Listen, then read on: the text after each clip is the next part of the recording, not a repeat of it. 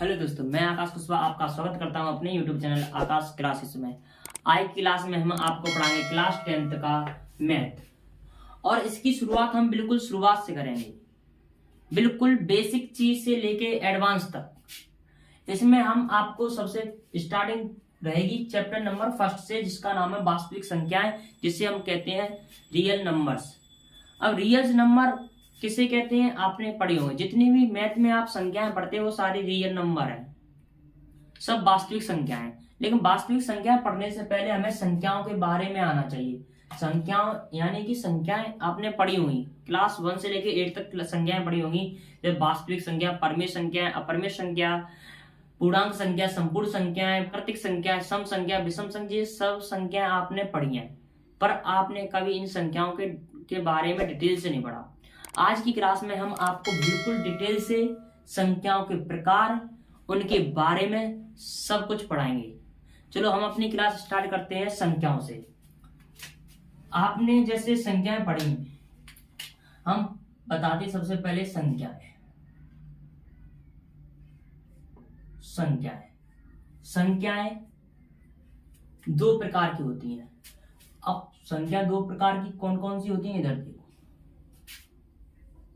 पहली संख्या होती है वास्तविक संख्याएं, जिसके बारे में हम क्लास 10th के चैप्टर नंबर 1 में पढ़ेंगे, वास्तविक संख्याएं। दूसरी होती है हमारी काल्पनिक संख्याएं। काल्पनिक संख्या, वास्तविक संख्या।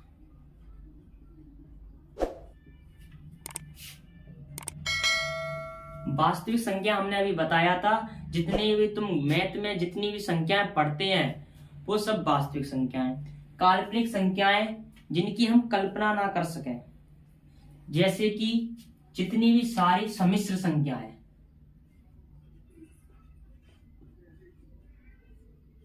जितनी भी सारी सम्मिश्र संख्याएं वो वास्तविक संख्या वो काल्पनिक संख्याएं। जैसे अंडर रूट के अंदर -2, अंडर रूट के अंदर -3, अंडर रूट के अंदर -5, ये सारी सम्मिश्र संख्याएं काल्पनिक संख्याएं, जिनका प्रयोग हम बहुत ही ना के बराबर करते हैं। हम ज्यादातर प्रयोग करते हैं वास्तविक संख्याएं, जिनका पूरा प्रयोग हम वास्तविक संख्याओं करते हैं।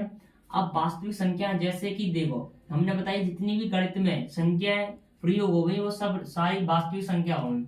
जैसे कि 1, 2, 0.3, x, y, x/y, 2/3, 0.4 पे बार, ये सब कैसी संख्या है भाई? वास्तविक संख्या है। ये सारी वास्तविक संख्या है। अब वास्तविक संख्याएं भी दो प्रकार की होती हैं। वास्तविक संख्याओं के भी दो प्रकार होते हैं। वास्तविक संख्याओं के भी दो प्रकार होते हैं। पहली परमेय संख्या और दूसरी अपरमेय संख्या।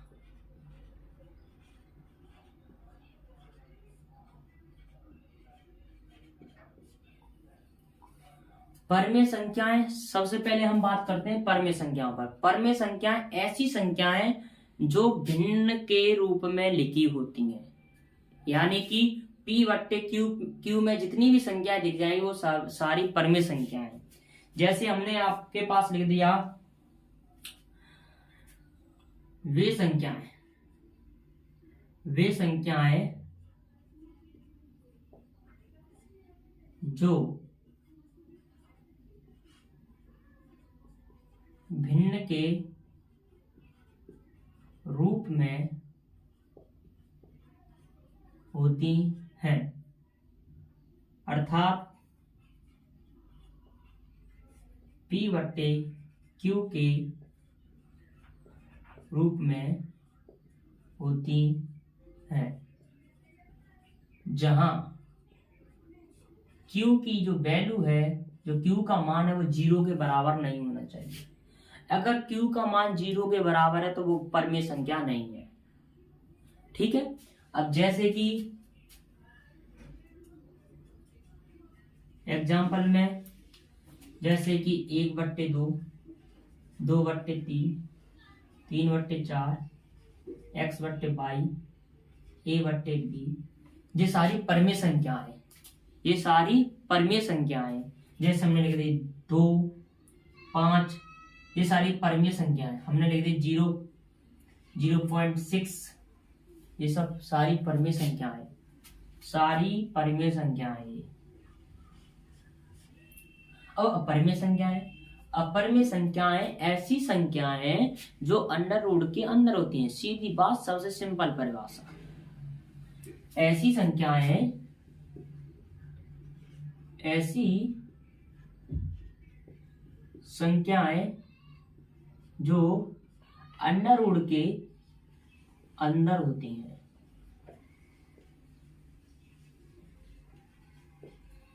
अंडर रूट के अंदर होती हैं। जैसे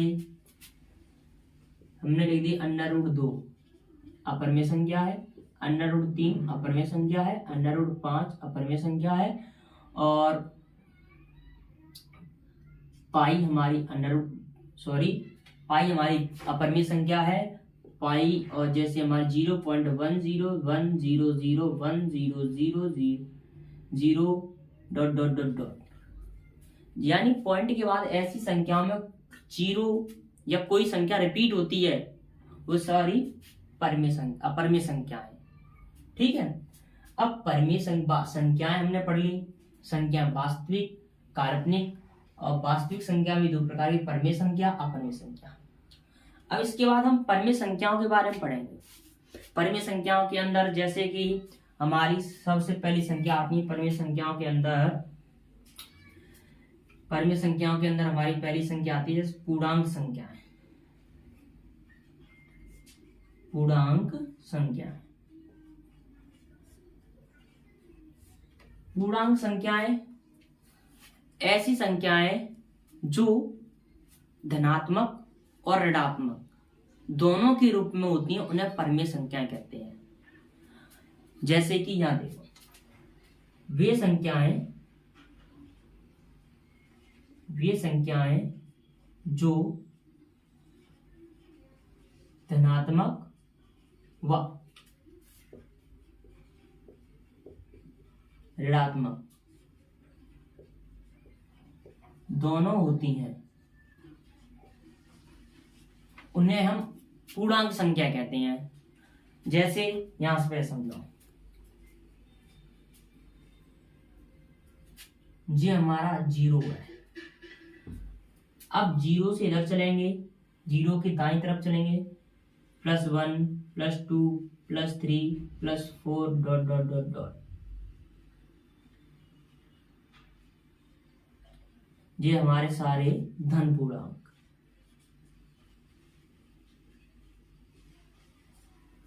और 0 से बाईं ओर चलेंगे, जैसे -1, -2, -3, -4 ... ये सारे ऋण पूर्णांक।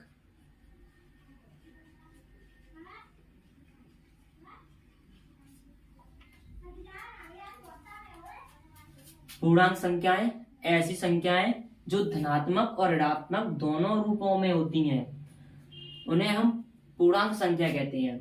जैसे कि यहाँ पे दिया +1 +2 +3 +4, इधर से -1 -2 -3, ये ऋण पूर्णांक, ये धन पूर्णांक। तो बीच में जो 0 है, 0 कैसी संख्या है? पूर्णांक संख्या है या नहीं? 0 एक पूर्णांक संख्या है। यहां बगल में लिख देना 0 एक पूर्णांक है, पूर्णांक संख्या है जो ना ही धनात्मक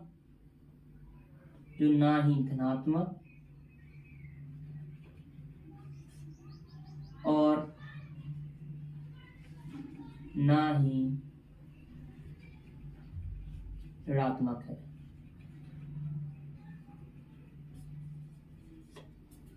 यानी 0 एक पूर्णांक तो है, पर लेकिन ना वो धन पूर्णांक है ना ऋण पूर्णांक है।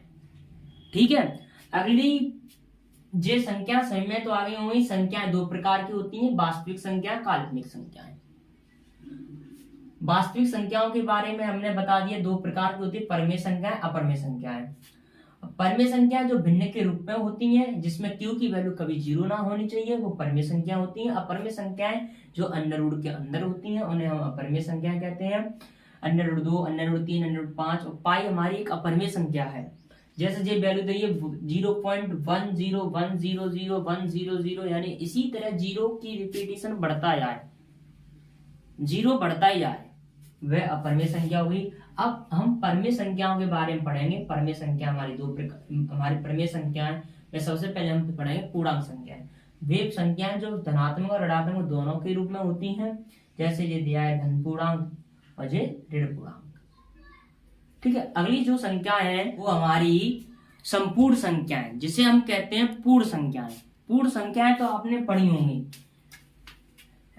अब संपूर्ण संख्याएं ऐसी संख्याएं जिन्हें हम जीरो से लेते हैं, जिनका प्रयोग हम जीरो से करना स्टार्ट कर देते हैं, उन्हें हम संपूर्ण संख्याएं कहते हैं। ऐसी संख्याएं जो जीरो से ली जाती है,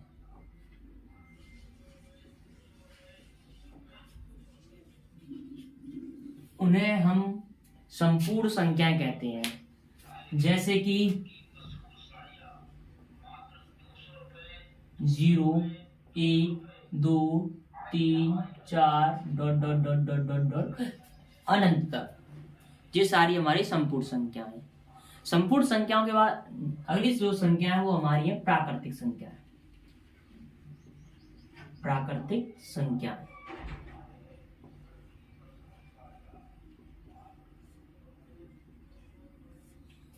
प्राकृतिक संख्या किसे कहते हैं?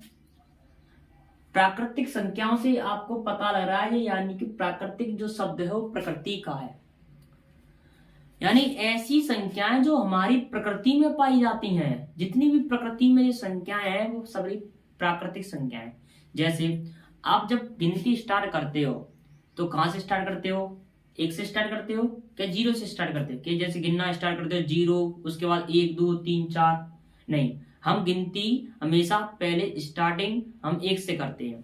तो हमारी जितनी भी प्राकृतिक संख्या वो 1 से स्टार्ट होती हैं। ऐसी संख्याएं जो हमारी 1 से प्रारंभ होती हैं, यानी कि ऐसी संख्याएं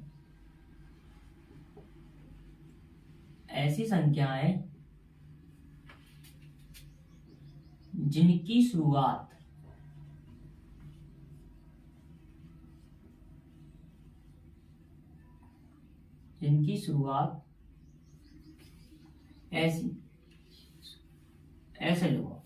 ऐसी संख्याएं जो 1 से प्रारंभ होती हैं,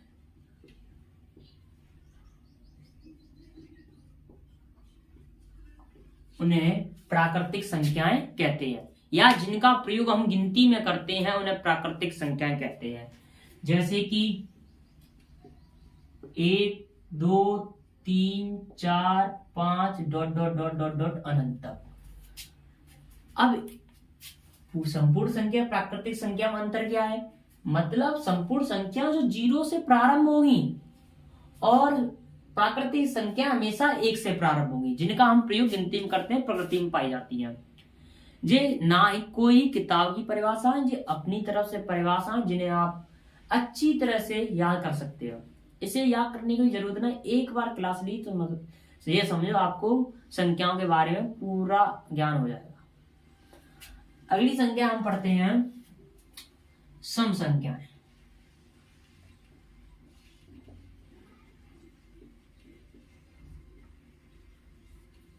अब सम संख्याएं कौन सी होती हैं? यानी ऐसी संख्याएं जो 2 से पूरी कट जाएं, उन्हें हम सम संख्याएं कहते हैं। ऐसी संख्याएं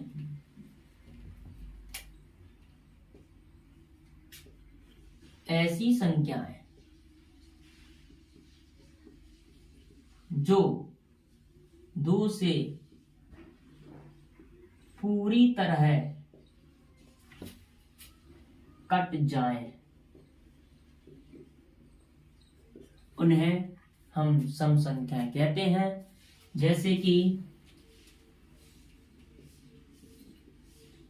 2, 4, 6, 8, 10 dot dot dot dot infinite यानी अनंत तक। उसके बाद अगली संख्याएं विषम संख्याएं।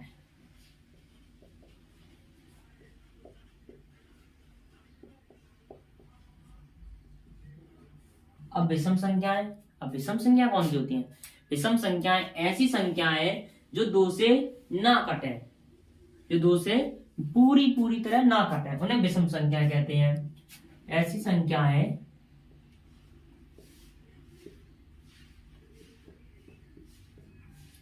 जो 2 से ना कटे उन्हें हम विषम संख्या कहते हैं। जैसे कि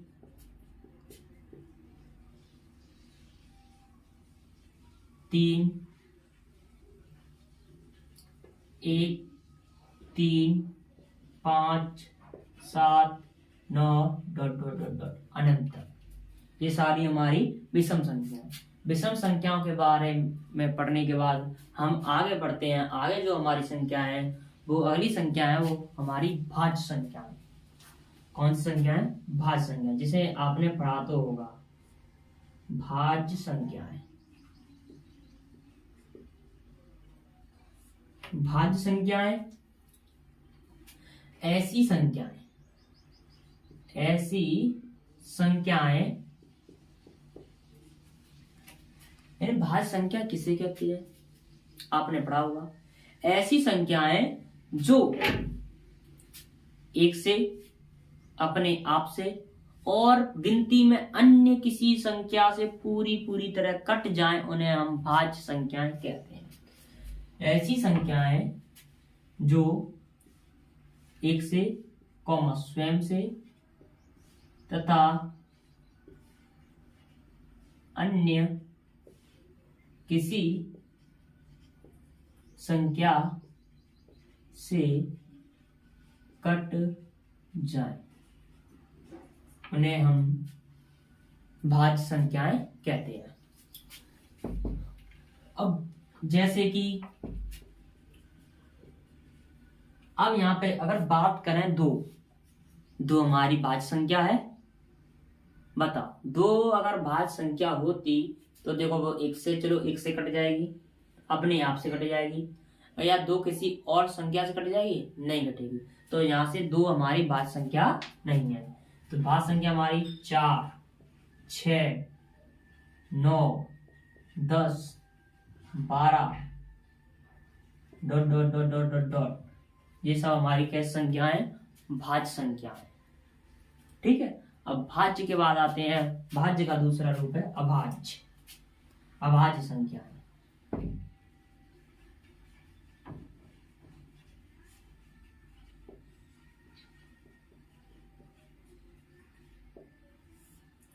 अभाज्य संख्याएं। अब अभाज्य संख्या किसे कहेंगे? ऐसी संख्याएं जो 1 से और अपने आप से कट जाएं, उन्हें अभाज्य संख्याएं कहते हैं। अन्य किसी संख्या से न कटे, सिर्फ अपने आप से और 1 से कट जाएं, ऐसी संख्याएं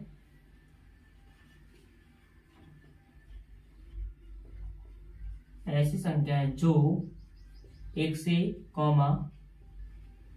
स्वयं से कट जाएं, उन्हें हम अभाज्य संख्याएं कहते हैं। जैसे कि 2। अब 2 है, 2 अभाज्य संख्या है, भाज्य नहीं है, क्योंकि 2 अपने आप से और 1 से कटेगी और किसी संख्या से नहीं कटेगी 2। उसके बाद 3, 5, 7, 11, 13 dot dot dot dot dot. ये हमारी संख्याएं थी, संपूर्ण संख्याएं, प्राकृतिक संख्याएं, सम संख्याएं, विषम संख्याएं, भाज्य संख्याएं, अभाज्य संख्याएं। अब भाज्य अभाज्य के बाद एक और संख्या है जिसे आपने पढ़ा तो होगा पर बहुत ही कम पढ़ा होगा। वो अगली संख्या है, वो हमारी सह अभाज्य संख्या। चलिए उसके बारे में पढ़ते हैं। अगली जो संख्या है हमारी सहवास संख्या है। अब सहवास संख्या किसे कहते हैं? यानी कि ऐसी संख्याएं, ऐसी दो संख्याएं, हमेशा उन संख्याओं का मासा एक आना चाहिए जिसका एचसीएफ एक आए, उन्हें सहवास संख्याएं कहते हैं। यानी कि ऐसी दो संख्याएं जिनका मासा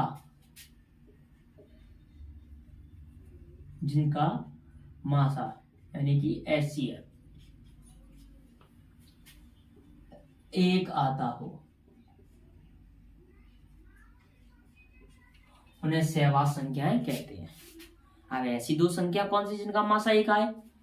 जैसे कि यहां देखो हमारे 2,3, 3,4, 4,5 dot dot dot dot dot तक जहां तक है। अब ऐसे दिखने से तो आपको समझ में नहीं आ रहा हो इनका मासा एक कैसा आएगा, तो आइए हम समझाते हैं। जैसे हमने पहली संख्या ली, हमने संख्या ली 2,3, हमने ये संख्या ले ली 2,3। अब 2 के अगर हम फैक्टर करेंगे 1 into 2, 3 के फैक्टर करेंगे 1 into 3। अब मासा एचसीएफ किसे कहते हैं? एचसीएफ यानी मासा उसे कहते हैं अगर कोई भी दो संख्या या तीन संख्या या चार संख्या दी गई हैं, उनके गुणनखंड करने के बाद जो संख्या हमारी अधिक से अधिक कॉमन है उसे हम मासा कहते हैं। अब इसमें देखो 2 और 3 का कॉमन नहीं मिल रहा, यहाँ पर हमारा कॉमन है 1, तो इसका मासा हो गया हमारा 1। इसी तरह एक और बात समझ लो, जैसे हमने 3 और 4 का, 3 के फैक्टर करें 1 into 3 और 4 करोगे 1 into 2 into 2। अब इसका एचसीएफ देखो, इसका एचसीएफ है 3 और 2 कॉमन नहीं हो रहा, तो कॉमन क्या हो रहा है 1, तो इसका एचसीएफ 1। यानी कि सीधी बात, ऐसी संख्याएं, ऐसी दो संख्या जिनका मासा हमेशा एक आता है उन्हें सहवास संख्याएं कहते हैं। उम्मीद करता हूं आपको पहले चैप्टर वास्तविक संख्याओं में संख्याओं के बारे में समझ में आया हो।